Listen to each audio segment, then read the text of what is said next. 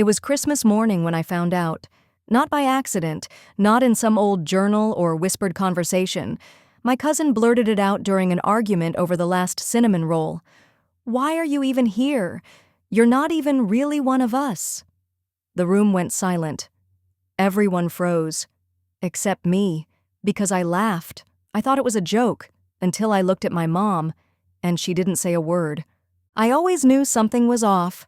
Not wrong, not broken, just off. Like a shirt that almost fits, a smell you can't quite place, a feeling you can't explain but can't shake either. I grew up in a perfectly average family. Dad worked construction, Mom taught middle school. We lived in a one-story ranch with beige carpet and a broken screen door that slapped hard every time someone came in. I had an older brother, Dylan, and a younger sister, Becca. We weren't close, not the way I saw other siblings on TV or at school. Dylan tolerated me, Becca copied me. But there was always a wall, thin, invisible, permanent. Photos lined the hallway, family vacations, baby pictures, first day of school, birthdays.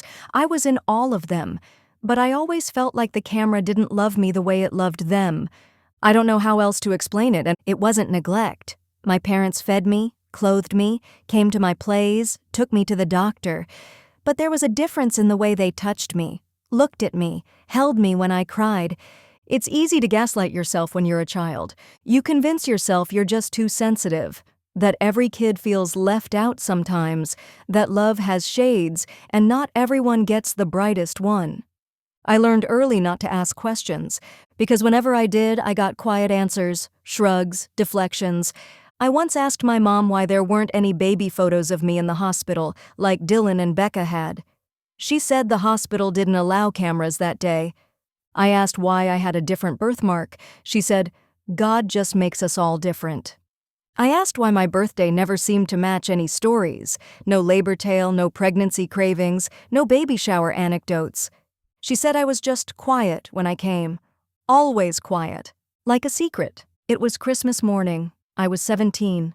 We were all gathered in the living room, tearing through wrapping paper and pretending to like each other. My cousin Rachel was visiting from out of town. She was always loud, mean in subtle ways, and had a way of weaponizing truth when she got irritated. We were arguing over something stupid. Who got the last cinnamon roll? I told her to back off, joking. She said, "Why are you even here? You're not even really one of us." I laughed. That dry, awkward laugh you give when someone crosses a line they're not supposed to. But no one else laughed. Rachel just stared. And my mom, she didn't say anything, didn't defend me, didn't correct her, didn't blink. I looked around the room and suddenly the silence was loud. My brother stood up and walked out. My dad stared at the floor. My sister opened another gift like nothing happened. I asked again, what did she mean? And still, nothing. Not denial, not outrage, just quiet. Like they'd been holding their breath for years and didn't know how to exhale. That was the first moment I knew, really knew, I was adopted, and everyone in the room had known, my siblings, my parents, my cousins, my aunts, all of them. I was the only one who didn't know.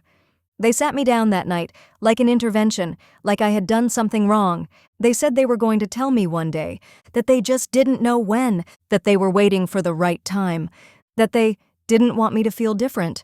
But I already did. For 17 years, I'd felt different and had no name for it. Now I had one, and it tasted like ash. They gave me the basics. I was adopted at birth. It was a closed adoption. The agency handled everything. No contact with the biological parents, no details. I asked why they didn't tell me sooner. My mom cried. My dad said it didn't matter, that I was theirs. My brother wouldn't look me in the eye. Becca asked if I was mad. Mad? I was imploding. I went upstairs and stared at every object in my room like it was foreign, because it was. Everything had been chosen for a person I didn't know existed until now. I touched the walls, looked in the mirror, and didn't recognize the reflection. I wasn't their child. I was their project. And the worst part? I would have been okay if someone had just told me. But instead, I lived inside a lie so fragile it shattered the moment one person slipped. That was the first betrayal, The silence, the lie of omission that became my entire life. I didn't speak to them for days. I skipped meals, skipped school, pretended to be asleep whenever someone knocked, and then I started looking. Not for revenge, for answers. There had to be something, a record, a name, a clue. They said it was a closed adoption, but they also said I wasn't adopted, so I didn't believe a word anymore. So I searched drawers, cabinets, old boxes, and then the attic. It was musty and half-finished. Boxes stacked in corners, half of them Christmas decorations and school projects. But near the back, under a ripped comforter, was a locked metal box. I pried it open with a screwdriver. Inside was a file, yellowed, labeled Finalization, AM 2003. My initials, my year. Inside, legal documents, adoption papers, a hospital record, and a handwritten letter from my birth mother. She had left it with the agency. It wasn't long. Just a few sentences. She said she hoped I'd have a life full of love, that she wasn't ready, that she wanted to meet me one day if I wanted to. She signed her name. And just like that, I had something my parents had never given me. The truth. Her name was Sarah, and she lived less than 2 hours away. That was the second betrayal, not just the silence, but the choice. They had a letter, they had her name, they knew where she was, and they kept it from me anyway. I didn't tell my parents I found the letter, didn't tell anyone. I copied her name, Googled it 100 times, found a Facebook page, barely used, one profile picture from 2014 of a woman standing by a lake with hair too much like mine to ignore. She looked peaceful, not young, not old, just tired. Her page was almost empty, but I found a link, a blog.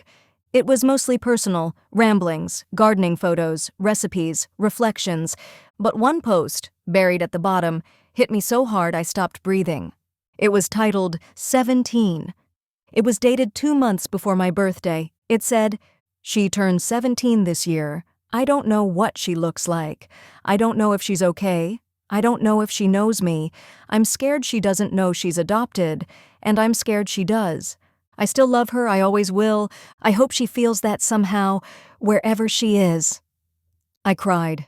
For the first time since I found out, I really cried, because someone out there wanted me, not as a secret, not as a backup plan, not as a well-intentioned lie, just me. I sent her a message and it was awkward, short, careful. She responded the next day. She'd been waiting. We met in a diner halfway between our cities. She brought a photo album, I brought shaking hands. The moment she saw me, she started crying, not loud, just tears that didn't stop. I didn't cry. I felt like I was watching it all happen to someone else. She told me everything, that she got pregnant in her last year of college, that the father was older, already married, and vanished the moment she told him, that her parents forced her into a closed adoption because no child of ours is going to raise a child alone. She told me she'd picked my parents from a list the agency showed her, that they'd seemed kind, normal, stable. She never imagined they'd hide the truth from me. She asked about my childhood. I told her it was fine. She asked if I was mad. I said I didn't know. And then I asked the question I didn't even know I had until it came out. Do I have siblings? She looked away. Her silence said more than words ever could. Yes. A brother. 10 years old, named Alex. She hadn't stayed alone. She hadn't stopped being a mother, just not to me. That was the third betrayal. Not hers, but life's, because somehow everyone got to have the truth about their family except me. I don't know how they found out. Maybe they went back up to the attic. Maybe they saw the dust on the file was disturbed. Maybe someone checked the router history.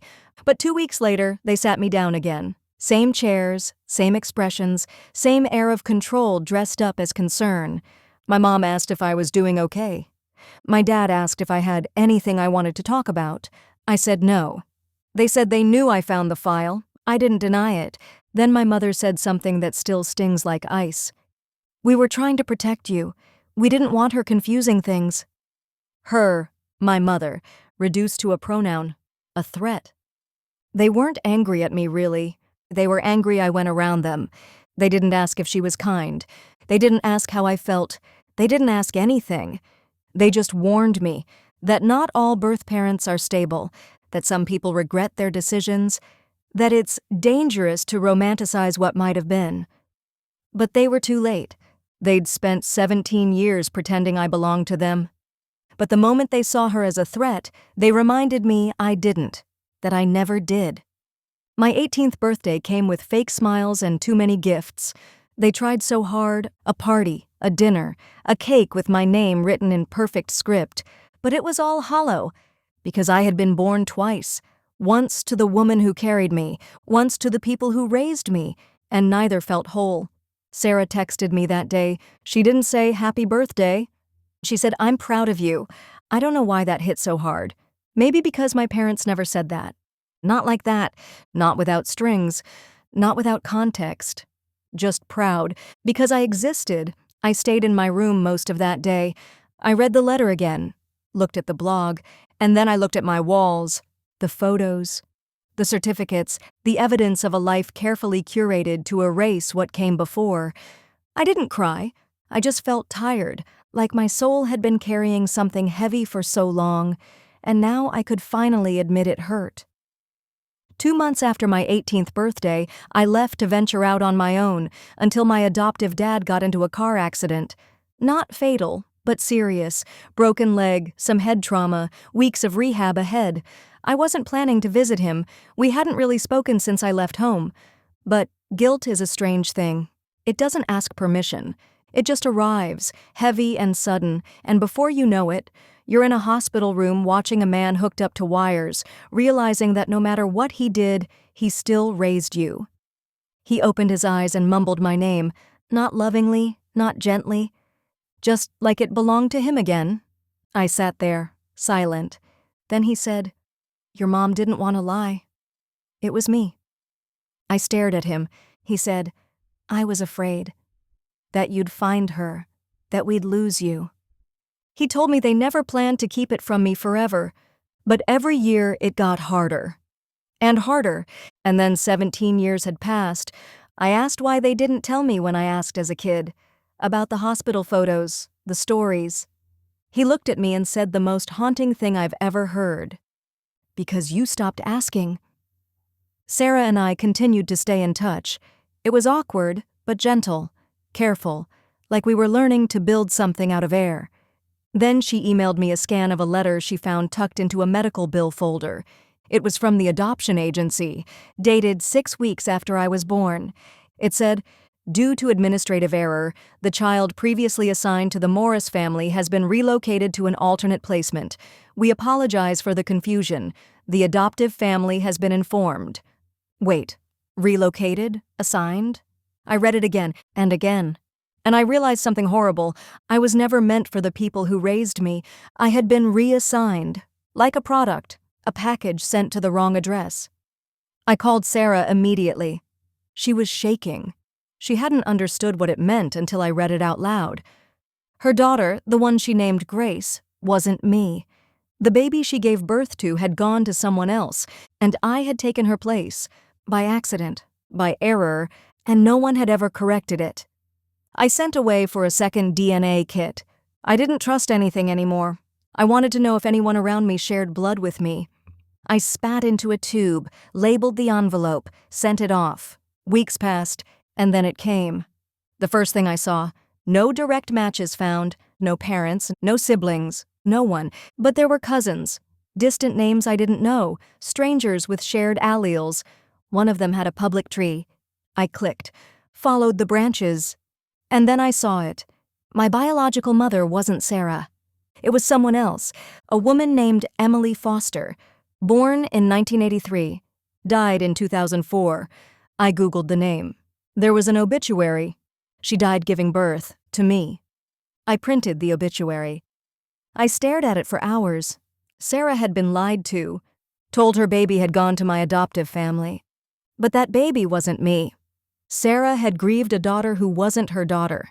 And I belonged to someone who never got to name me, who died before she could hold me. I found a photo of her on an old college reunion site, and I saw myself, The nose, the chin, the curve of the smile. She was me. Or maybe I was her. But she was gone. And she never got to explain anything, which meant no one could. No one could tell me how I ended up in that house. No one could tell me who made the switch. No one could tell me if it was a mistake or something more. I reached out to one of the cousins on the DNA site. Her name was Heather. I told her I was looking into family history. She told me she had an aunt named Emily who died young, that the baby died too, stillbirth. That's what they were told. I didn't know what to say, because I was that baby. Somewhere, someone had signed a paper they weren't supposed to, and a life that should have ended on paper continued in someone else's home. Heather wanted proof.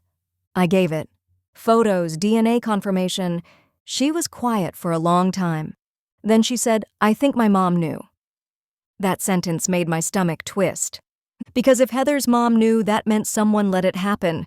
Someone decided I didn't belong in my own bloodline and handed me off like luggage. That's where the trail ends. I've called old nurses. I've emailed the state. I've tried to access sealed records. They're gone, or redacted, or misplaced. I don't know who forged the documents. I don't know who signed off on the file marked reassigned. I don't know if I was stolen, or sold, or placed by someone who thought they were doing the right thing. All I know is this: I was born into a lie, given to people who didn't choose me, raised by people who resented me, lied to by people who claimed to love me, and abandoned over and over by systems designed to protect children like me. After I learned Emily Foster was my biological mother, I had to tell Sarah. I owed her that. She didn't pick up when I called, so I drove to her house. She opened the door like she already knew. I showed her the obituary, the DNA printout, the photos. She looked at the woman I had come from and whispered, "I thought I'd recognize her." And then she sat down. She didn't cry. She just looked hollow. "I dreamed of her for years," she said. "What she looked like, what she would have been like, what her name was." Then she looked at me. The truth was too much for her. "You're not mine," she said, not cruelly, not sharply, just honestly. And that hurt more than anything, because for a while I believed I could belong somewhere again, that even if the truth was fractured, we could still hold the pieces together. But I wasn't hers. I had grieved the wrong mother, she had loved the wrong daughter, and we both ended up mourning people who never existed. It took weeks to work up the courage. I finally decided this was the night. I waited until my adoptive dad fell asleep on the couch, and then I went to my mother's bedroom to talk to her. She looked older than I remembered, worn, smaller somehow. I asked her directly, "Did you know I wasn't Sarah's baby?" She looked at me for a long time. Then she nodded. She said, "We were supposed to get Sarah's baby, but the agency said there was a problem. They said there had been a change." I asked her what kind of change. She didn't answer. I pressed. She said, "They offered you, said you were already born, said we could take you home that day, and we did." That's when I realized they hadn't asked many questions. They didn't want to. They wanted a baby. They got one, and they never looked back. My mom, the woman who raised me, had known for years that I wasn't the baby they'd originally been promised. And she chose not to look into it. She chose not to tell me. She signed the forms, took the crib, took the photos, took the story, and built a life over someone else's grave. A few months later, I was scrolling through Reddit, and I found a thread about lost children, adoptees trying to track their parents, birth moms looking for updates, foster kids grown up and grieving what never was. And then I saw it. A photo, not of me, but of her. Emily Foster, younger, pregnant, standing outside a clinic with a protest sign behind her. She was 17. Someone in the comments said, "My cousin Emily died after giving birth. Her baby died too, but I always wondered." I sent a message. This time I wasn't afraid of the answers I might get. I attached the DNA, the obituary, a photo of me. I told her I was looking into family history and that I had talked to Heather months ago, and she said her mother might know something. They messaged back. They'd always felt like something was wrong with the story. The cousin, a woman named Amy, said Heather was her sister. She confirmed everything Heather had told me, then she began to fill in the blanks. She said she had an aunt named Emily who died during childbirth, that her nurse had been fired shortly after she gave birth, that paperwork had gone missing. She told me the baby, me, was listed as stillborn, that the paperwork had never been corrected, that no one in the family ever saw a body. They were just told, "It was too late. We're sorry." And they buried an empty box. I didn't know what to say, because I was that baby. Somewhere, someone had signed a paper they weren't supposed to, and a life that should have ended on paper continued in someone else's home. She was quiet for a long time. Then she said, "I think my mom knew too." That sentence made my stomach twist, because if Heather's mom knew, that meant someone let it happen. Someone decided I didn't belong in my own bloodline, and handed me off like a hand-me-down. A few days later, I was at work when the email came through. Just a subject line. From Amy and Heather's mom. No greeting, no sign-off. It just said, "Would you meet me at Emily's grave?" I didn't respond for 2 days. I couldn't. I kept opening it, rereading it, closing it again. I didn't know what she wanted. If she was angry, curious, scared, all of the above. But on the third morning, I replied, "Yes, just tell me when." The next day I went to Emily's grave. It's in a cemetery just outside Knoxville, a small white stone, weathered. It says, "Emily Foster, born 1986 and died July 11, 2003, and her beautiful daughter Lily Foster, born and died July 11, 2003. That's my birthday. And for the first time in my life, I learned my real name. I had been buried with my mother, but how if I'm still here? I stood there for over an hour. I touched the stone, traced the carved letters, and wondered how many people had come to this place to grieve my mom and me, not knowing I was still alive. I wondered what it meant to be mourned by strangers, to be named in death before ever being known in life. I wanted to scream. I wanted to dig it up. I wanted someone, anyone, to explain how this happened. Then suddenly I heard someone walk up behind me. As she approached, and I saw it, she looked like Emily, older, heavier, with more lines in her face, but the same jaw, the same eyes, the same tired grace. "I'm so glad you came," she said. I didn't know what to say. She motioned for me to sit with her on the small stone bench across from the grave. "I'm Emily's sister Stephanie. I wasn't there when she died," she said. "We were driving, rushing. The hospital called, said it was too late." I nodded, unsure if I should speak. She opened the folder in her hands. Inside were photos, dozens of them. Emily as a toddler, covered in mud and smiling like she'd never known fear. Emily with braces, holding a cat. Emily in a graduation cap. Emily, 8 months pregnant, in a long green dress, standing on their porch with her hands resting gently on her belly. "You," she said. "That's you." My throat closed. "I wish I got the chance to meet her," I whispered. She turned the page. There was a sonogram, labeled Baby Girl Foster. There was a photo of a nursery, still unfinished. There was a letter, addressed to my daughter. "I found this letter years after she died," she said. "It was in a shoebox. She wrote it the night before she gave birth. We didn't know it existed." She handed it to me. "To my baby girl, I don't know what will happen tomorrow. They say you're coming soon, as I'm in labor now. I can't wait to meet you. I'm scared. I'm really scared, but I believe you're the best thing I've ever done. I hope you look like your grandmother. She's beautiful. I hope you're stubborn like me, so you always get what you want in life. I hope the world is kind to you. Please know how much I already love you. With all the love I have, Mom." I didn't cry right away. I just stared at the paper, read it again, and again, until the words started to blur. Stephanie reached for my hand. "We were told you were gone," she said. "Stillborn. No body. Just a certificate and a signature. We tried to ask questions, but they said it was unfortunate, that the baby didn't make it, that nothing could be done." I nodded. "I was alive," I said. She swallowed hard. "We suspected something was wrong. After Emily passed, a nurse came to us a few weeks later, quietly. She said things didn't add up, that files were missing, that one of the night nurses had been let go. but by then, it was too late. No one wanted to open a case. I finally asked what I had wanted to ask since the day I found Emily's name. "If you thought I was alive, why didn't you look for me?" She turned toward me. Her voice didn't crack. "We did. We went back to the hospital. We called lawyers. We contacted state offices. Everyone said the same thing. There was no child to find. No one had survived." She paused. "They made you disappear, on paper and in the world. So we did the only thing we could. We laid you to rest with your mother and prayed that if you were alive, that wherever you were happy and at peace." She asked if I wanted to come to her house. I said yes. I followed her in silence.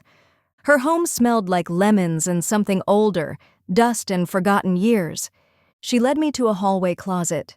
Inside, carefully packed, were boxes, Emily's yearbooks, her college notes, her baby book, even her favorite sweater.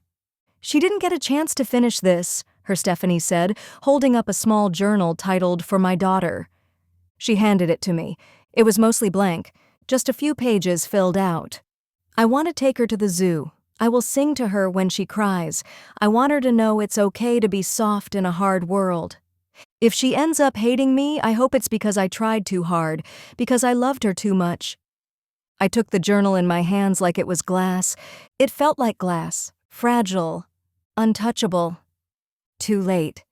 Stephanie sat down at the kitchen table and told me everything. That they never stopped wondering. That every year on July 11th they lit a candle, not just for Emily, but for Lily, for the child they thought was buried. They had held on to hope for a long time. Then, when that ran out, they held on to guilt. "We thought maybe you were out there. Maybe they lied to us. But how do you find a ghost with no name, no photo?" I nodded slowly. "And then, one day, you messaged my daughter, Heather. And she called me crying. And I just knew. I knew." She looked up. "We never got to be your family, but you were always ours. Always. You belonged to us, even when the world told us you were gone." We hugged and promised to stay in touch. I'd hoped she would keep that promise. And she did. Slowly, I met the family. At first, it was just a dinner with Amy, Heather, and her mom. Then, holidays with cousins. Then, Christmas with the whole family. It was everything I ever dream of. No more lies, just story after story about my family. 2 months later, I received the group text. Heather invited me to a family dinner. A small one, just her sister, her mom, a few cousins, and me. A casual get-together. I said yes, but then something unexpected happened. I mentioned it to my adoptive mom. She asked, "Can I come too?" I blinked. I didn't know what to say. She'd never asked to be part of anything related to Emily's family. For months, she hadn't even said her name. And now? Now she wanted a seat at the table? Part of me hesitated. The other part, the part that wanted to believe people could grow, said yes. That night, we sat around a long wooden table in Heather's backyard. Fairy lights strung through the trees, plates full of grilled chicken and summer corn, glasses filled with lemonade that dripped with condensation. And somehow, it worked. Not perfectly, not smoothly, but gently. My adoptive mom listened as Stephanie told a story about Emily dressing up like a detective to spy on her cheating high school boyfriend. We all laughed about the time Stephanie and Emily snuck into a concert with fake IDs. My mom added a story of her own, one about the time I tried to bake a cake at age 8 and used salt instead of sugar. The table laughed, together. And for the first time in my life, I didn't feel like I was floating above it all, watching people who belonged to something I didn't understand. I was in it. I was part of it. That weekend, I went to my adoptive mom's house. She had pulled out old albums I hadn't seen in years, labeled them with sticky notes, "Your first day," "Our first Christmas," that awful bowl-cut phase. We sat on the couch flipping through them. She pointed out my crooked smile. How I used to sleep with my fists balled under my chin. How I used to ask for bedtime stories twice just to hear her voice again. Then she looked at me and said, "I know I did some things wrong, but I loved you the best way I knew how." I nodded. "I know, Mom," I said. "I love you too." We hugged and cried for a long time. Then I went home and pulled out Emily's photos. The ones Stephanie gave me, the ones of a girl with wild eyes and my crooked smile and hands that looked exactly like mine. I laid them side by side to the album my mom kept for me all these years. 2 albums, 2 mothers, 2 lifetimes stitched into one, not competing, just coexisting. For years, I thought belonging was a room I didn't have the key to, a table with no empty chair, a story that didn't include me. But now I know better. Belonging isn't something someone gives you. It's something you claim. It's the space you carve out between the people who stayed and the people who waited. It's finding your name in more than one voice. It's having a bedtime story in one house and a family recipe in another. It's hearing someone say, "She's my daughter," and knowing they both mean it. My family tree looks different now. A made one, a real one. That's my family tree. Started with a circle in the center, me. Then I drew 2 branches, one for the family who raised me, one for the family who lost me and still kept looking. There were overlaps, gaps, blank spaces I may never fill. But there was so much life in those branches, photos and names and memories that no longer had to be separated by silence. Amy and Heather helped me add names. My mom helped me find old photos. Stephanie helped fill in some more. And when I stepped back to look at it, it didn't look broken. It looked full, messy, beautiful, and mine. People ask how I'm doing now. Am I okay? Am I happy? Do I know who I am? I say I'm good, and yes, I do. I do know where I belong now. But I can't help but wonder who I would have been if Emily had lived or if her family wasn't lied to. I don't know if I would have had siblings, or lived in a different state, or had a middle name that meant something. I will never know who signed the forms that erased me from my bloodline. All I know is this: I exist because of silence, because of paperwork, because someone thought no one would notice if a baby went missing, and they were almost right, because no one noticed for 18 years. Until I did. Until a cinnamon roll and a cruel cousin shattered a lie that had held for nearly 2 decades. I stopped using the name on my birth certificate, not legally, just emotionally. Every time someone said it, I felt like I was answering to someone else's ghost. A girl who existed in a hospital room where something terrible happened. A baby who was born, died on paper, and then woke up in someone else's life. I started signing emails differently, using my middle name instead, or initials. It felt small, but it gave me room to breathe. It let me step outside the version of me that everyone had a stake in: my adoptive parents, the family that buried an empty box, Sarah and the daughter she thought I was. That name had become a costume, one I'd worn for so long I thought it was skin, but it never fit. It wasn't mine. I tried to learn more about Emily, her school, her friends, what she liked to read, music she loved. I tracked down a college roommate. She still had an old letter, written during the pregnancy. Emily was scared, but excited. She'd bought baby clothes, picked out names. She wanted to keep me. Then a file got misfiled. A nurse went quiet. A stillbirth was recorded. And a real, breathing infant, me, was placed with someone else. Emily died not knowing, not from childbirth complications, but from a stroke, triggered by severe preeclampsia. She never held me, never signed anything. She died while I was still being swaddled, and no one ever bothered to tell her family the truth. I write her letters sometimes. To Emily. I don't know if that's healthy, but it helps. I tell her about my job, what books I'm reading, how I've started walking in the morning and noticing the way light hits certain trees. I tell her I'm trying to become a person I can stand to look at. Sometimes I apologize for not getting to be her daughter, for being stolen, even though it wasn't my fault. Sometimes I just say, I wish I knew you. I leave the letters in a drawer. Some part of me believes she reads them anyway. Not in a supernatural sense, just energetically, like love travels in ways we can't measure, like grief echoes in both directions. I kept my Ancestry account open, updated it with what I'd learned, with the hope that maybe one day my father will show up and I will get to learn all about him too. But if that never happens, that's okay, because I'm happy and I know where I belong.